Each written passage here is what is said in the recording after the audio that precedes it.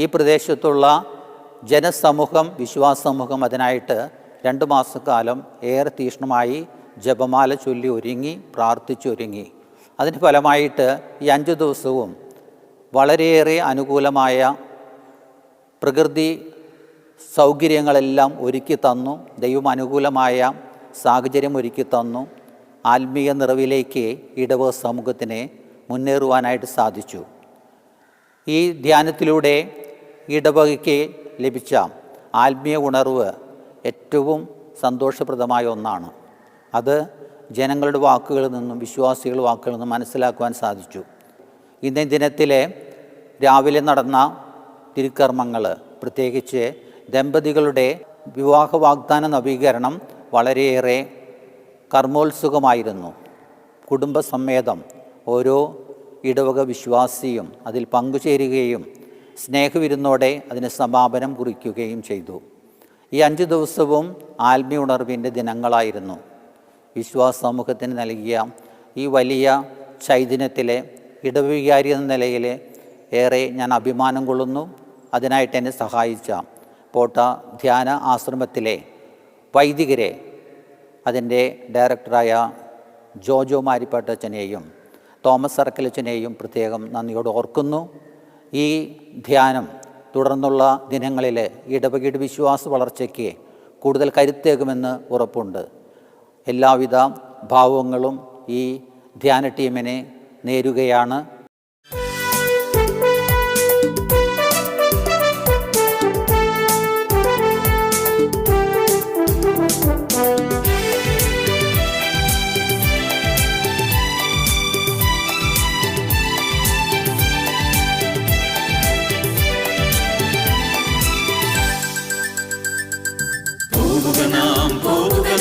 യേശുവിന്റെ പിന്നാലെ അടിവച്ചണിയായി യേശുവിന്റെ പിന്നാലെ പോവുക നാം യേശുവിന്റെ പിന്നാലെ സ്നേഹത്തിന്റെ പതാകയിൽ വേണ്ടി യേശുവിന്റെ പിന്നാലെ പോവുക നാം യേശുവിന്റെ പിന്നാലെ വിശ്വാസത്തിൻ ദീപവും വേണ്ടി യേശുവിന്റെ പിന്നാലെ.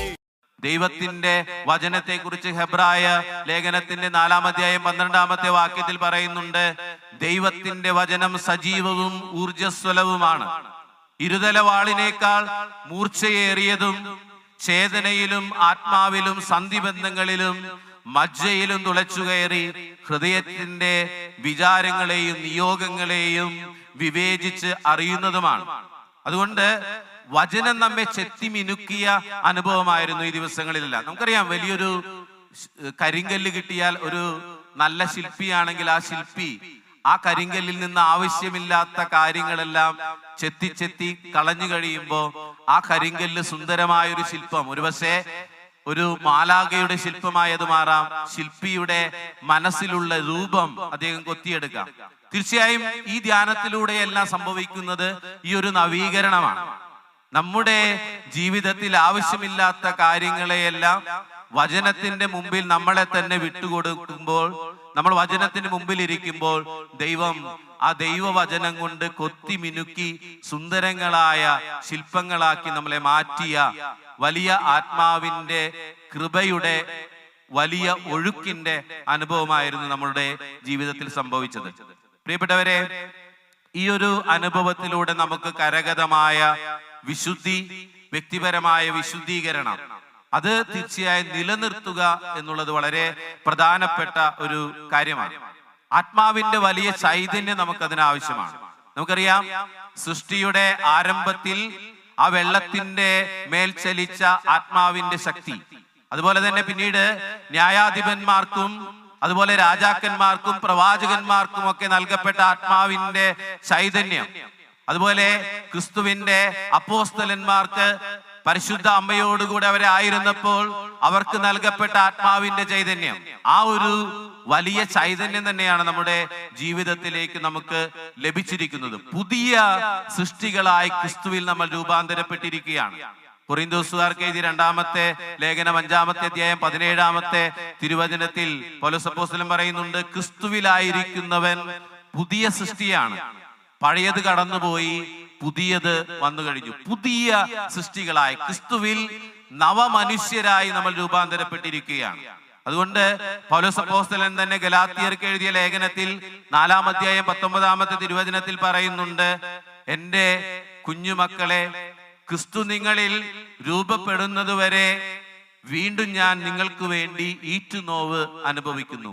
ക്രിസ്തു നമ്മിൽ രൂപപ്പെടുന്നതിന് വേണ്ടി ഈറ്റുനോവ് അനുഭവിക്കുന്നതിനെ കുറിച്ചാണ് പൗലോസ് അപ്പോസ്തലൻ ഓർമ്മിപ്പിക്കുന്നത്. ക്രിസ്തു രൂപപ്പെട്ട ജീവിതത്തിന്റെ ആത്മാവിന്റെ ചൈതന്യമുള്ള ദിവസങ്ങളായിരുന്നു നമുക്ക് നൽകപ്പെട്ട ദിവസങ്ങൾ. അതുകൊണ്ട് തന്നെ ഈ ആത്മീയ ചൈതന്യം നമുക്ക് ലഭിച്ചിട്ടുള്ള ഈ ആത്മാവിന്റെ ശക്തി ചൈതന്യം അത് നഷ്ടപ്പെടുത്താതെ കാത്തു സൂക്ഷിക്കുക എന്നുള്ളതാണ് നമ്മുടെ ഏറ്റവും പ്രധാനപ്പെട്ട കടമ. പ്രിയപ്പെട്ടവരെ, എളുപ്പമല്ല. നമുക്ക് ഈ ധ്യാനം കൂടി നമ്മൾ നല്ല തീരുമാനമെടുത്തു. ബഹുമാനപ്പെട്ട അച്ഛൻ ഞാൻ വരുമ്പോൾ ചോദിക്കുന്നുണ്ടായിരുന്നു, നല്ല കുമ്പസാരം നടത്താൻ സാധിച്ച ആളുകൾ. എനിക്ക് തോന്നുന്നു മിക്കവാറും എല്ലാവരും തന്നെ ആദ്യ കുർബാന സ്വീകരിച്ചിട്ടില്ലാത്ത എല്ലാവരും തന്നെ കൈപൊക്കിയിട്ടുണ്ടെന്നാണ് ഞാൻ മനസ്സിലാക്കുന്നത്. നല്ല കുമ്പസാരം നടത്താൻ നമുക്കൊക്കെ സാധിച്ചു. നമ്മൾ ആത്മീയമായ വലിയ ചൈതന്യം സ്വാംശീകരിച്ചു. പക്ഷേ നമുക്ക് ലഭിച്ച ഈ ആത്മീയ ചൈതന്യം നിലനിർത്തുക എന്ന് പറയുന്നത് ശ്രമകരമായ ഒരു ദൗത്യമാണ്. അത് ശ്രമകരമായ ഒരു ദൗത്യമാണ്.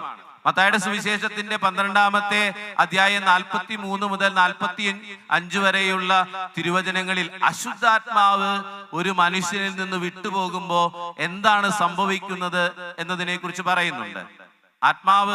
അശുദ്ധാത്മാവ് ഒരുവനിൽ നിന്ന് വിട്ടുപോകുമ്പോൾ എന്താണ് സംഭവിക്കുന്നത്? അവൻ പുതിയൊരു സ്ഥലം അന്വേഷിച്ച് നടക്കും. അവൻ അന്വേഷിച്ച് ഇങ്ങനെ ചുറ്റിയടിച്ച് നടന്ന് അവസാനം മറ്റൊരു സ്ഥലവും കണ്ടെത്താതെ വരുമ്പോ അവൻ എവിടെ നിന്നാണോ ഇറങ്ങിപ്പോന്നത് അവിടേക്ക് തന്നെ തിരിച്ചു ചെല്ലും. അപ്പോ അവിടെ വൃത്തിയാക്കിയിട്ടിരിക്കുന്ന സുന്ദരമായ അനുഭവമാണ് അവന് കണ്ടെത്താൻ കഴിയുന്നത്. അപ്പൊ അവൻ പിന്തിരിഞ്ഞു പോകുന്നില്ല.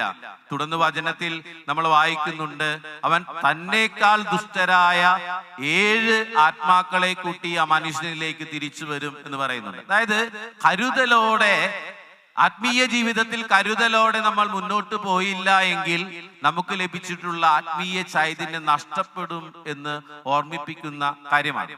സാത്താൻ എപ്പോഴും പ്രവർത്തന നിരതനാണ്. ജോൺ പോൾ രണ്ടാമൻ പാപ്പ പറഞ്ഞിട്ടുണ്ട്, നിങ്ങൾ സാത്താന്റെ അസ്തിത്വത്തിൽ വിശ്വസിക്കുന്നില്ല എങ്കിൽ നിങ്ങൾ സുവിശേഷത്തിൽ വിശ്വസിക്കുന്നില്ല. അതിന്റെ അർത്ഥം എന്താണ്? സാത്താൻ ഇപ്പോഴും ജീവിച്ചിരിക്കുന്നു എന്നുള്ളതാണ്. പുണ്യശ്ലോകനായ ഫ്രാൻസിസ് പാപ്പ ഓർമ്മപ്പെടുത്തി, ഈ 21-ാം നൂറ്റാണ്ടിലും സാത്താൻ ജീവിച്ചിരിക്കുന്നു. സാത്താനെ എങ്ങനെ പരാജയപ്പെടുത്തണമെന്ന് നാം പഠിക്കേണ്ടത് സുവിശേഷത്തിന്റെ താളുകളിൽ നിന്നാണ് എന്ന് ഫ്രാൻസിസ് പാപ്പ നമ്മളെ ഓർമ്മപ്പെടുത്തി. പ്രിയപ്പെട്ടവരെ, തീർച്ചയായും ആത്മീയ അനുഭവത്തിന്റെ കൃപയുടെ ഒഴുക്കിലൂടെ നമ്മൾ സഞ്ചരിക്കുമ്പോൾ നമുക്ക് ഒരുപാട് പ്രതിബന്ധങ്ങളും പ്രതിസന്ധികളും ഉണ്ടാകും എന്നുള്ളതിന് യാതൊരുവിധ സംശയവുമില്ല. അതുകൊണ്ട് തന്നെ കൂടുതൽ ശക്തി, കൂടുതൽ ബലം നമുക്കുണ്ടാകണം. അതിന് നമുക്ക് വേണ്ടത് എല്ലാ ദിവസവും സാധിക്കുമെങ്കിൽ പരിശുദ്ധ കുർബാനയിൽ പങ്കെടുക്കാൻ നമുക്ക് കഴിയണം. അതുപോലെ തന്നെ വചനം ദിവസവും വായിക്കാൻ കഴിയണം. നമ്മുടെ ജപമാല പ്രാർത്ഥന ഒരു ദിവസം പോലും മുടക്കാനായി നമ്മൾ ഇടവരരുത്. അതുപോലെ തന്നെ നമ്മുടെ വ്യക്തിപരമായ പ്രാർത്ഥനകൾക്ക് നാം സമയം ചിലവഴിക്കണം. അപ്പോൾ ആത്മീയമായ കരുത്തുണ്ടെങ്കിൽ മാത്രമേ പ്രതിസന്ധികളെയും പ്രതിബന്ധങ്ങളെയും മറികടന്ന് പിശാചിന്റെ കുതന്ത്രങ്ങളെ നേരിട്ട് തോൽപ്പിക്കാൻ നമുക്ക് സാധിക്കുകയുള്ളൂ. അതുകൊണ്ട് തന്നെ വലിയ ശക്തിയും ഊർജവുമെല്ലാം നമ്മുടെ ജീവിതത്തിൽ കരസ്ഥമാക്കാൻ നമുക്ക് കഴിയണം. അഭിമന്യ അംബ്രോസ് പിതാവ് സ്ഥലത്തില്ല.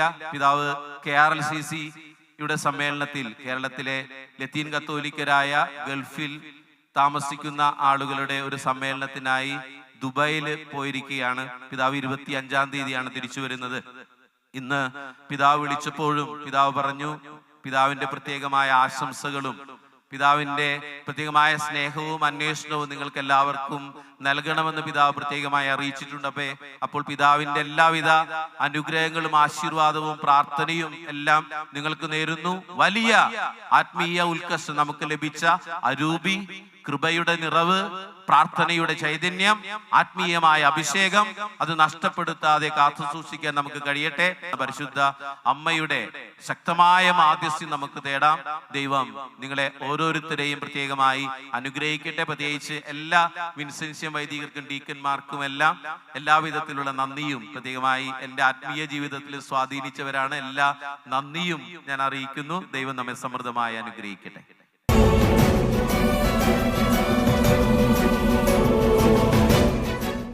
പരിശുദ്ധാത്മാവിനോട് നമുക്ക് പ്രാർത്ഥിക്കാം. പരിശുദ്ധാത്മാവെ, ഈ ശുശ്രൂഷ സമയത്ത് അത്ഭുതകരമായ ഒരു ദൈവിക ഇടപെടൽ എന്നിൽ ഉണ്ടാവണമേ എന്ന് പ്രാർത്ഥിക്കുക. പ്രത്യേകിച്ച് നിങ്ങൾ പ്രാർത്ഥിക്കുമ്പോൾ നിങ്ങളുടെ വീട്ടിലെ ഏതെങ്കിലും ഒരു നിയോഗം മനസ്സിലൊന്ന് ഓർക്കുക. പരിശുദ്ധാത്മാവെ, ഈ വിഷയത്തിൽ ഇടപെടണമേ. കണ്ണുനീരോടുകൂടെ ഈ നിയോഗം സമർപ്പിച്ച് പരിശുദ്ധാത്മാവെ ഞങ്ങൾ പ്രാർത്ഥിക്കുകയാണ്. രണ്ട് കരങ്ങളും അങ്ങനെ യാചനാപൂർവ്വം മടിയിൽ പിടിച്ച് കണ്ണുകളടച്ച് നമുക്ക് ഈ വരികളൊന്ന് ചേർന്ന് പ്രാർത്ഥിക്കാം. പരിശുദ്ധാത്മാവിന്റെ വലിയൊരു കൃപ നമ്മുടെ മേൽ നിറയപ്പെടാൻ ആഗ്രഹിക്കാം. ചേർന്ന് പാടിക്കുകയും സ്ലീഹന്മാരിൽ നിറഞ്ഞപ്പോ ശക്തിയേകി നയിക്കണേ. ചേർന്ന് നമ്മള് ഈ പോപ്പുലർ മിഷൻ ധ്യാന ശുശ്രൂഷ മുന്നോട്ട് നീങ്ങിക്കൊണ്ട് ഓരോ ശുശ്രൂഷ അനുഭവത്തിൽ നിന്നും ഇവിടെ ഇരിക്കുന്ന ഓരോരുത്തരും അതിശക്തമായ കൃപ സ്വീകരിച്ചിരിക്കുകയാണ്. കഴിഞ്ഞ മണിക്കൂറിൽ നമുക്ക് മുമ്പിൽ പ്രിയപ്പെട്ട അച്ഛൻ ഓർമ്മപ്പെടുത്തിയതുപോലെ ക്രിസ്തുവിലായിരിക്കുന്നവൻ ഒരു പുതിയ സൃഷ്ടിയാണ്. ഈ ധരിച്ചിരിക്കുന്ന വെള്ള വസ്ത്രമൊക്കെ അതാണ് ഓർമ്മപ്പെടുത്തുന്നത്. ക്രിസ്തുവിൽ ആയിരിക്കുന്നവൻ, വെള്ളവസ്ത്രം ധരിക്കാത്തവർ വിഷമിക്കേണ്ട, നിങ്ങളും ക്രിസ്തുവിൽ ആയിരിക്കുന്നവരെല്ലാവരും ഒരു പുതിയ സൃഷ്ടിയാണ്. Price the Lord. Hallelujah. Popular mission ധ്യാനത്തിൽ സംഭവിച്ചിരിക്കുന്ന ഏറ്റവും പ്രധാനപ്പെട്ട കാര്യം, നമ്മുടെ ജീവിതത്തെ ഇതാ ദൈവത്തിന്റെ ആത്മാവ് ഒരു പുതിയ അഭിഷേകത്തിലേക്ക് മാറ്റുകയാണ്. പഴയതെല്ലാം കടന്നുപോയി, പഴയതെല്ലാം കടന്നുപോയി. അടുത്തിരിക്കുന്ന ആളോട് പറഞ്ഞേ, പഴയതെല്ലാം കടന്നുപോയി. ഇത് പുതിയൊരാളാണ്. അടുത്തിരിക്കുന്ന ആരാണ്? ഒരു പുതിയൊരാളാണ്. കാരണം ഈ ദിവസങ്ങളിൽ വൈദികർ നിങ്ങളുടെ കുടുംബങ്ങൾ സന്ദർശിക്കുന്നു. രാവിലെയും വൈകിട്ടുമായിട്ടുള്ള ഒരു ശുശ്രൂഷ ഇതിങ്ങനെ മുന്നോട്ട് നീങ്ങി നമ്മുടെ ജീവിതത്തിൽ ഇപ്പോൾ ഇരിക്കുമ്പോൾ വ്യക്തമാണ്, ഈ ഭൂമിയിൽ നിങ്ങൾക്ക് ലഭിക്കാവുന്ന ഏറ്റവും വലിയ ഒരു അഭിഷേകത്തിലാണ് നിങ്ങൾ ഇരിക്കുന്നത്. നമ്മളെല്ലാവരും ഒരു പുതിയ സൃഷ്ടിയാണ്. അങ്ങനെയെങ്കിൽ ഇപ്പോൾ ആയിരിക്കുന്ന ഈ അവസ്ഥ ഇനി മുന്നോട്ട് കൊണ്ടുപോകുവാൻ എന്തു ചെയ്യണമെന്ന് ഒരു പ്രധാനപ്പെട്ട ഒരു ചോദ്യം നമ്മുടെ എല്ലാവരുടെ ഉള്ളിലുണ്ട്, നിശ്ചയമായിട്ടും ഉണ്ട്. ഇവിടെ ഇരിക്കുന്ന ഓരോരുത്തരുടെയും ജീവിതാവസ്ഥ ചിന്തിച്ചു കഴിഞ്ഞാൽ നിങ്ങളൊന്ന് ആലോചിച്ച് നോക്കിക്കേ. ഒരുപക്ഷെ ഒരു മദ്യപാനിയായിട്ടുള്ള ഒരു സഹോദരൻ ധ്യാനത്തിലെടുത്ത തീരുമാനം, ഇനി ഞാൻ മദ്യപിക്കുന്നില്ല. അപ്പൊ ഉള്ളിലുള്ള ഒരു ചോദ്യം എന്താണെന്നറിയാവോ? ഇനി എങ്ങനെ ഞാൻ പിടിച്ചു നിൽക്കും? ഇനി എങ്ങനെ ഞാൻ മുന്നോട്ട് നീങ്ങും? വീട്ടില് ദിവസവും വഴക്കടിക്കുന്ന ഒരാള് എടുത്ത തീരുമാനം, ഇനി ഞാൻ വഴക്കടിക്കുന്നില്ല. അപ്പൊ ഉള്ളിലുള്ള ചോദ്യം, ഇനി ഞാൻ എങ്ങനെ മുന്നോട്ട് നീങ്ങും? ഇവിടെ ഇരിക്കുന്ന ഓരോരുത്തരുടെയും ഉള്ളിൽ വ്യത്യസ്തമായിട്ടുള്ള ആത്മീയ വളർച്ചയ്ക്ക് ഉതകുന്ന അനേക തീരുമാനങ്ങൾ എടുത്തിരിക്കുമ്പോൾ നമ്മുടെ ഉള്ളിലുള്ള ഒരു ചോദ്യമുണ്ട്, ദൈവമേ, ആദ്യമായിട്ടൊന്നും അല്ല ഞങ്ങൾ ഈ തീരുമാനങ്ങളൊക്കെ എടുക്കുന്നത്. പലതവണ തീരുമാനം എടുത്തിട്ടുണ്ട്, പക്ഷേ വീണ്ടും വീണ്ടും വീണു പോയിട്ടുണ്ട്. ഇനി ഞങ്ങൾ എന്താണ് ചെയ്യേണ്ടത്? അപ്പൊ ഇന്ന് ഈ രാത്രിയിൽ ഈ ആൽത്താരയ്ക്ക് മുമ്പിൽ ഈ പ്രധാനപ്പെട്ട ഒരു ചോദ്യത്തിന് നമ്മൾ ഒരു ഉത്തരം കണ്ടെത്തുകയാണ്. ഇനി ഞാൻ എന്താണ് ചെയ്യേണ്ടത്? ഇനി എന്തു ചെയ്യണമെന്ന് നമ്മളെപ്പോലെ തന്നെ വിശുദ്ധ ഗ്രന്ഥത്തിൽ അനേകര് ചോദിച്ചിട്ടുണ്ട്. പ്രിയപ്പെട്ടവരെ, മറിയം എന്ന് പറയുന്ന സാധാരണക്കാരിയായിട്ടുള്ള ഒരു സ്ത്രീ ലൂക്കാസ് വിശേഷം 1-ാം അധ്യായത്തിൽ 28 മുതലുള്ള വചനത്തിൽ വായിക്കും. ഭയപ്പെട്ടിരുന്ന, അസ്വസ്ഥയായിരുന്ന, ചോദ്യങ്ങൾ ചോദിച്ചിരുന്ന മറിയം, ഈ മറിയത്തിന്റെ ഉള്ളിലുള്ള ഇതേ വികാരമായിരുന്നു, ഇനി എങ്ങനെ ഞാൻ മുന്നോട്ട് നീങ്ങും, ഇനി എന്താകും? അതിനുള്ള ഉത്തരം പോലെ ലൂക്കാസ് വിശേഷം 1:35 മറിയം ദൂതനോട് പറഞ്ഞു. എന്താ പറഞ്ഞത്? ഇവിടെ ഇരിക്കുന്ന അനേകർക്ക് അറിയാൻ സാധ്യതയുള്ള ഒരു വചനമാണ്. ലൂക്ക 1:35 വചനം ഏതാ? ദൂതൻ മറുപടി പറഞ്ഞു, പരിശുദ്ധാത്മാവ് നിന്റെ മേൽ വരും, അത്യുന്നതന്റെ ശക്തി നിന്റെ മേൽ ആവസിക്കും. ഈ വചനം നമുക്കൊന്ന് ഏറ്റെടുത്താലോ? വലതുകരം ഒന്ന് ഉയർത്തിപ്പിടിച്ചേ. പരിശുദ്ധാത്മാവ് നിന്റെ മേൽ വരും, അത്യുന്നതന്റെ ശക്തി നിന്റെ മേൽ ആവസിക്കും. പ്രിയപ്പെട്ടവരെ, നിങ്ങളുടെ ഇരിപ്പ് ഇത് വിശേഷാലുള്ള ഇരിപ്പാണെന്ന് ഞാൻ തുടക്കത്തിൽ പറഞ്ഞെങ്കിൽ അതിന് ചില കാരണങ്ങളുണ്ട്. കാരണം ഒന്നാമത് നിങ്ങളുടെ ഈ ഇടവക കൂട്ടായ്മ ഈ കഴിഞ്ഞ ദിവസങ്ങളിലൊക്കെ പോപ്പുലർ മിഷൻ ധ്യാനത്തിന്റെ വിജയത്തിന് വേണ്ടി ഞങ്ങളുടെ വിൻസെൻഷൻ സഭയില് അനേക ധ്യാന മന്ദിരങ്ങളിലും ശുശ്രൂഷ കേന്ദ്രങ്ങളിലും മധ്യസ്ഥ പ്രാർത്ഥനയായിരുന്നു. പോട്ട ആശ്രമത്തിലും ഇപ്പൊ അച്ഛൻ പറഞ്ഞപ്പോൾ ഞാൻ തിരുവനന്തപുരത്ത് കൺവെൻഷനിലായിരുന്നു. അവിടെയൊക്കെ ഞങ്ങൾ പ്രാർത്ഥിച്ചുകൊണ്ടിരുന്നത് നിങ്ങൾക്ക് വേണ്ടിയാ. നിങ്ങൾക്കും എല്ലാം അറിയോ? അതും നിങ്ങൾക്ക് വേണ്ടി പ്രാർത്ഥിക്കുമ്പോൾ ഞങ്ങളുടെ ഉള്ളിലുള്ള അടുത്തൊരു പ്രധാനപ്പെട്ട കാര്യം എന്നാന്നറിയോ? ഞാൻ ഈ വേറെ എങ്ങും കേട്ടിട്ടില്ലാത്തൊരു പള്ളിയാണ്, ഒരു പള്ളി പേരാണ് നിങ്ങൾക്ക്. ഏതാണ്? സൽബുദ്ധി. എന്റെ ദൈവമേ, എന്നാ ബുദ്ധിയാ! ഇരിക്കുന്ന ഇരിപ്പ് കണ്ടപ്പോ എനിക്ക് ഉള്ളിൽ വല്ലാത്ത ആഗ്രഹമായിരുന്നു, ദൈവമേ ഈ ഇടവക ജനത്തെ ഒന്ന് കാണണമെന്നുള്ളത്. പ്രിയപ്പെട്ട ജോജോ അച്ഛൻ വിളിച്ചപ്പോ ഞാൻ അതുകൊണ്ടാണ് രണ്ടും കൽപ്പിച്ച് ഇവിടം വരെ വന്നത്. കാരണം സൽബുദ്ധിയുള്ള കുറച്ച് മനുഷ്യരെ കണ്ടിട്ട് കുറച്ച് നാളുകളായി. ഇവിടെ വന്നപ്പോ നിങ്ങളുടെ ഇരിപ്പ് കണ്ടപ്പോ തന്നെ എന്റെ വയറ് നിറഞ്ഞു, ഹൃദയവും നിറഞ്ഞു. അതുകൊണ്ടാണ് ഞാൻ പറഞ്ഞത് നിങ്ങൾ നല്ല മനുഷ്യരാണ്. Praise the Lord, hallelujah. വലതുകരൊന്ന് ഉയർത്തിപ്പിടിച്ചേ, നിങ്ങളുടെ തോളത്ത് തട്ടിക്കൊണ്ട് പറഞ്ഞ കൊള്ളാൻ നന്നായിരിക്കുന്നു. ഇതുപോലെ പറയണമെന്ന് എനിക്ക് ആഗ്രഹമൊക്കെ ഉണ്ട്. പക്ഷെ ഇത്രയും പേര് ഇരിക്കുന്നതുകൊണ്ട് തൽക്കാലം സ്വയം പറഞ്ഞ് ആശ്വസിക്കുക. നിങ്ങൾ നല്ല മനുഷ്യരാണ്, സൽബുദ്ധിയുള്ളവരാണ്. ഇങ്ങോട്ട് നോക്കിക്കേ, ഈ സൽബുദ്ധിയൊക്കെ കിട്ടണമെങ്കിൽ പേര് മാത്രം പോരാ, അത് നമ്മുടെ സ്വഭാവത്തിലും വേണം. എവിടെ വേണം? സ്വഭാവത്തിലും വേണം. ചിലരുടെ പേരുണ്ട്, സ്വഭാവത്തിലില്ല. നമ്മുടെയൊക്കെ പലരുടെയും പേര് അങ്ങനെയല്ലേ?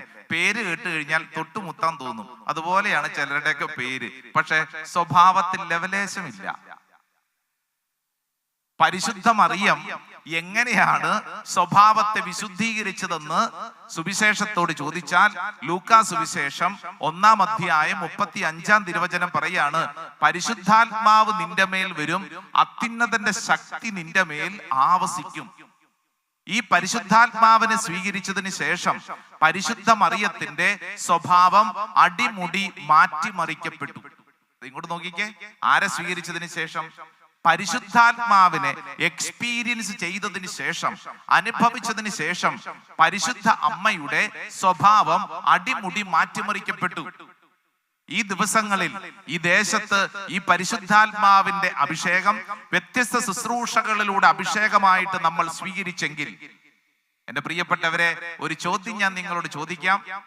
ഈശോ ഈ ഭൂമിയിൽ നിന്ന് അവസാനമായിട്ട് പറഞ്ഞിട്ട് പോയ ഒരേ ഒരു കാര്യമുള്ളൂ. അതെന്താണെന്നറിയോ?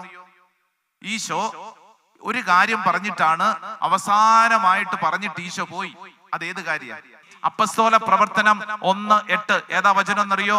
എന്നാൽ പരിശുദ്ധാത്മാവ് നിങ്ങളുടെ മേൽ വന്നു കഴിയുമ്പോൾ നിങ്ങൾ ശക്തി പ്രാപിക്കും, ജെറുസലേമിലും യൂദയ മുഴുവനിലും സമരിയായിലും നിങ്ങൾ എനിക്ക് സാക്ഷികളായിരിക്കുകയും ചെയ്യും. ഇത് പറഞ്ഞിട്ട് 9-ാം വചനം നിങ്ങൾ വായിച്ചാൽ നിങ്ങൾക്കറിയാം.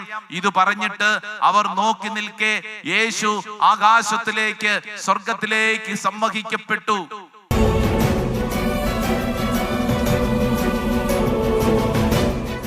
ആരാധന യേശുവേ, ആരാധന യേശുവേ, ആരാധന.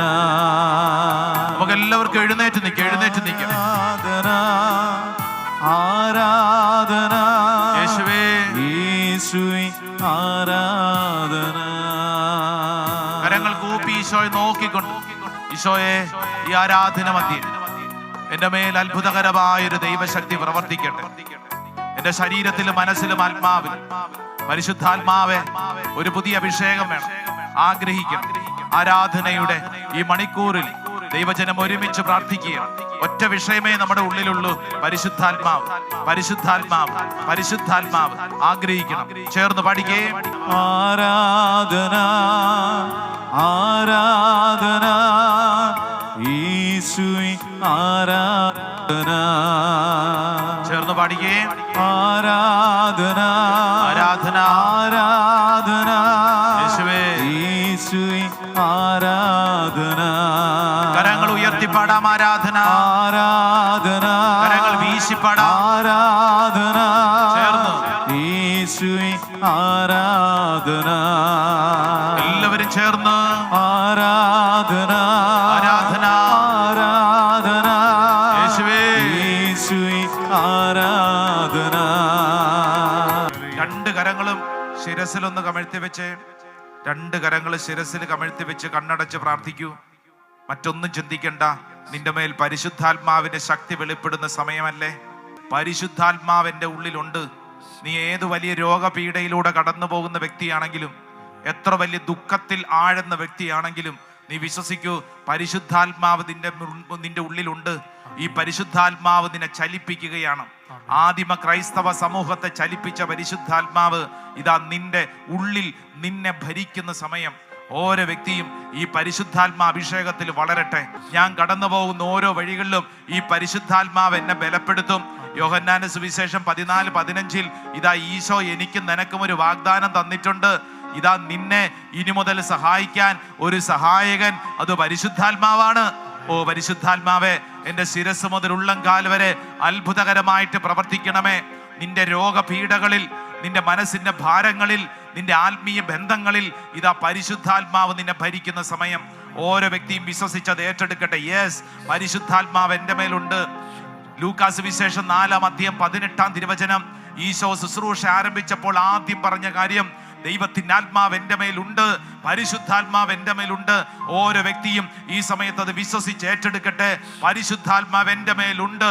ആവർത്തിച്ച് ഓരോ വ്യക്തിയും അത് പറയട്ടെ. പരിശുദ്ധാത്മാവ് എൻ്റെ മേലുണ്ട്, പരിശുദ്ധാത്മാവ് എൻ്റെ മേലുണ്ട്. അങ്ങനെ പറയുന്നതനുസരിച്ച് നമ്മുടെ ഉള്ളിലുള്ള സകല പൈശാചിക പീഡകളും ഇതാ വിട്ടുമാറപ്പെടുന്ന സമയമാണ്. പരിശുദ്ധ പരമമാ ദിവ്യകാരുണ്യമേ, എന്നുമെന്നും അങ്ങേക്കാരാധന.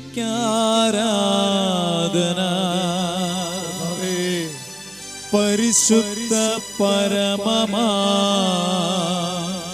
ദിവ്യകാരുണ്യമേ, എന്നുമെന്നും അങ്ങേക്കാരാധന. പരിശുദ്ധ പരമമാ ദിവ്യകാരുണ്യമേ, എന്നുമെന്നും അങ്ങേക്കാരാധന.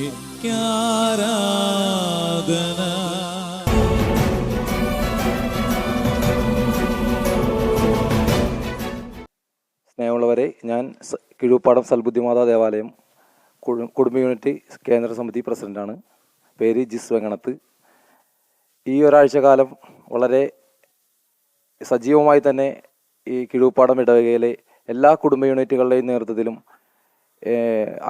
അയൽപക്കത്തുള്ള മറ്റ് ഇടവകയിലെയും എല്ലാവരുടെയും കൂട്ടായൊരു സഹകരണത്തോടെ വളരെ നല്ലൊരു ധ്യാനം പോപ്പുലർ മിഷൻ ഇവിടെ ജോജോച്ചൻ്റെ നേതൃത്വത്തിലുള്ള അച്ഛന്മാർക്ക് ഇവിടെ നടത്താൻ സാധിച്ചു. ഇടവകയിലെ 12 കുടുംബ യൂണിറ്റിൽ നിന്നും 4 ജാഥ ക്യാപ്റ്റന്മാരെ തിരഞ്ഞെടുത്ത് ഏകദേശം ഒരു 3 മാസത്തെ തയ്യാറെടുപ്പോടു കൂടിയാണ് ഈ ധ്യാനത്തിന് ഇവിടെ കുടുംബ യൂണിറ്റ് ഒരുക്കിയത്. എല്ലാവരുടെയും നല്ലൊരു സഹകരണം തന്നെ ഈ പോപ്പുലർ മിഷൻ ധ്യാനത്തിന് ഇവിടെ ഉണ്ടായിരുന്നു.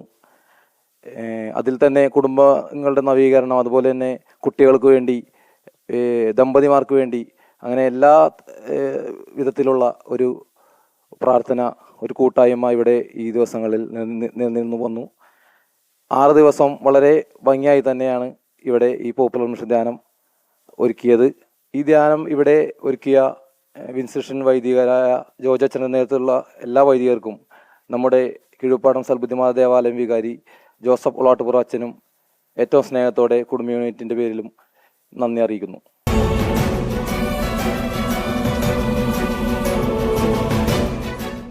എൻ്റെ പേര് ദിവ്യ മേജോ. 10 വർഷമായി ഞാൻ ഇവിടുത്തെ ഇടവകാംഗമാണ്. പോപ്പുലർ മിഷൻ ധ്യാനം ഒരു ഇടവകയിൽ വിജയകരമാകണമെങ്കിൽ ഇടവക വികാരിയും ഇടവക മക്കളും ചേർന്നുള്ള ആത്മീയമായ ഒരുക്കം വളരെ ആവശ്യമാണെന്ന് മനസ്സിലാക്കിക്കൊണ്ട് തന്നെ സെൻറ്റ് വിൻസെൻഷ്യൻ അച്ഛന്മാർ ഞങ്ങൾക്ക് 1 മാസം മുമ്പേ തുടങ്ങി ആത്മീയമായ ഒരുക്കങ്ങൾക്ക് വേണ്ട എല്ലാ കാര്യങ്ങളും പറഞ്ഞു തന്നിരുന്നു. ഈ ഇടവക മക്കൾ കുടുംബത്തെ സ്നേഹിക്കുന്നതാണെന്നും ഇടവകയെ സ്നേഹിക്കുന്നതാണെന്നും ഒറ്റ തെളിവാണ് എല്ലാ ദിവസവും 5:15 മുദ്രാവാക്യം വിളിച്ച് ഈ ദേവാലയ അങ്കണത്തിലേക്ക് ഒരുമിച്ച് എത്തുന്ന വലിയൊരു കാഴ്ച തന്നെ. അസാധ്യമാണെന്ന് തോന്നുന്ന കാര്യം പോലും സാധ്യമായിട്ട് ഞങ്ങൾക്ക് എല്ലാ ദിവസവും അനുഭവമായിരുന്നു. വൈകിട്ട് 9:30 വരെയുള്ള ശുശ്രൂഷയിലും എല്ലാ ഇടവക മക്കളും കൃത്യമായിട്ട് പങ്കെടുത്ത് വളരെ സംതൃപ്തിയോടുകൂടിയാണ് എല്ലാ ദിവസവും ഇവിടെ നിന്ന് പിരിഞ്ഞു പോകുന്നത്.